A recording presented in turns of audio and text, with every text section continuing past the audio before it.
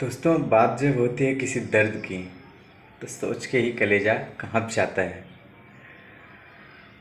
दर्द किसी को नहीं चाहिए होता, लेकिन दर्द देना सब जानते हैं। दोस्तों, सभी दर्दों में एक दर्द होता है, बैक पेन, कमर दर्द और पीठ दर्द की। सब चीज़ें, सब दर्द तो सहन हो जाता है, लेकिन बैक पेन कभी सहन नहीं होता। बैठने, उठने, सोने, खाने सब में तकलीफ़ देता है ये बैक पेन।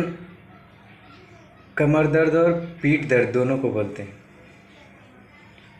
और ये शुरू कहाँ से होता है? बात जब बैक पेन की आती है तो लोग सोचते हैं ये तो बुढ़ापे में होता है, अभी तो हम जवान हैं। लेकिन ये गलत फहमी निकाल दीजिए।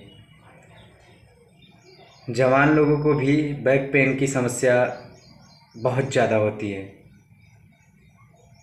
और वो कैसे होती है? हमारी कमी से होती है। आइए हम आपको बताते हैं कि बैक पेन की समस्या जवान लोगों में कैसे होती है और उसे ठीक कैसे करते हैं।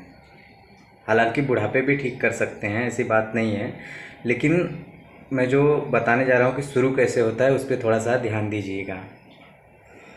बैक पेन की समस्या होती है किसी भारी भरकम चीज़ उठाने से, अचानक से उठाने से, जबकि हमारा बॉडी उसके लिए तैयार नहीं होता है और हम अचानक से कोई भारी भरकम चीज़ उठाते हैं। और हमारे जवान लोगों में तो सबसे ज़्यादा समस्या इसलिए होती है बाइक स्टंट के कारण। आप सोच में पड़ गए, बाइक स्टंट से कैसे बैक पेन होता है? दोस्तों, बाइक स्टंट, बाइक जब खड्डे में जाती है और खड्डे से ऊपर आती है, अचानक से झटका लगता है हमारे रीढ़ की हड्डियों में, लेकिन हमको महसूस बहुत ही कम होता है या फिर हम उसको ध्यान नहीं देते हैं। लेकिन एक लेवल से जब वो धीरे धीरे धीरे धीरे बढ़ता जाता है तो फिर बैक पेन की समस्या शुरू हो जाती है। बैक पेन अक्सर महिलाओं में होता है। कैसे? स्कूटी स्कूटी मैं ये नहीं कहता कि कोई भी कंपनी की हो, हर कंपनी की स्कूटी से सबसे ज़्यादा बैक पेन की समस्या होती है, क्योंकि महिलाएं अक्सर स्कूटी चलाती हैं। और जैसे वो खड्डे में जाती है स्कूटी, ब्रेकर पे चढ़ती है, अचानक से स्कूटी धपाक से करके नीचे आती है और एक ज़ोरदार झटका लगता है हमारे रीढ़ की हड्डियों में, लेकिन हम ध्यान नहीं देते उसको, क्योंकि हमें जहाँ जाना होता है हमें उसका ध्यान रहता है कि हमें वहाँ पहुँचना है एक लिमिट समय, एक समय पे, नहीं तो हमारा काम रुक जाएगा। और हम अपने स्वास्थ्य पे ध्यान नहीं देते हैं, अपने बैक पे जो चोट लग रही है उस पे ध्यान नहीं देते हैं, रीढ़ की हड्डियों में जो छोटा छोटा घाव आ रहा है उस पे ध्यान नहीं देते हैं, और जहाँ जाना होता है ध्यान उस पे रहता है। इसीलिए हमें पता नहीं चलता कि हमारे रीढ़ की हड्डियों को चोट पहुँची, घाव लगा, अनदेखा करके हम आगे निकल जाते हैं। लेकिन एक दिन ऐसा आता है जब वो छोटा छोटा घाव धीरे धीरे बड़ा होता है। बड़ा होने पर हमें इतना तकलीफ़ देता है, खाने में भी, पीने में भी, सोने, बैठने, उठने सब में तकलीफ़ देने लगता है। फिर हमको याद भी नहीं आता कि हमें ये कैसे शुरू हुआ, और अचानक से डॉक्टर के पास जाते हैं।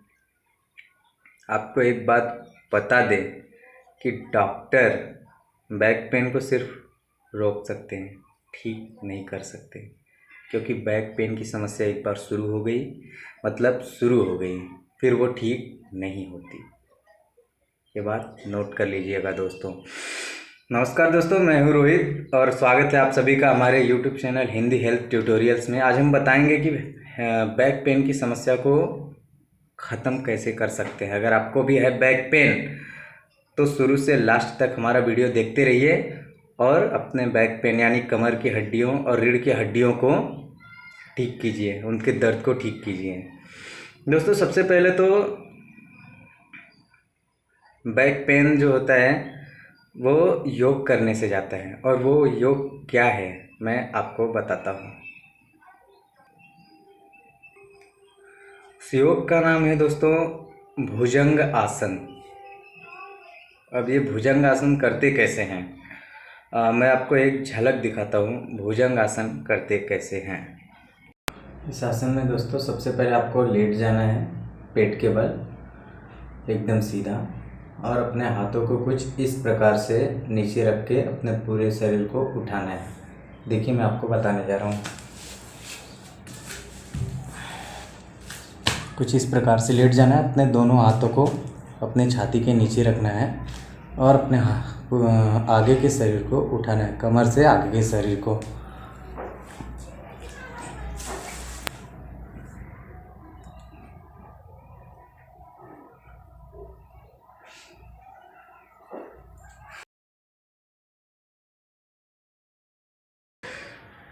कि अपने हाथों को अपनी छाती के पास रख के पेट के बल लेट जाते हैं और हाथों को अपने कमर को नीचे टच करते हुए अपने पैरों और अपनी छाती को पूरे आगे के शरीर को कुछ इस प्रकार उठाते हैं कि धीरे धीरे एक धनुष के भांति आपका पैर और आपका सर छुए। दोस्तों ये आसन जवान और बुजुर्ग दोनों के लिए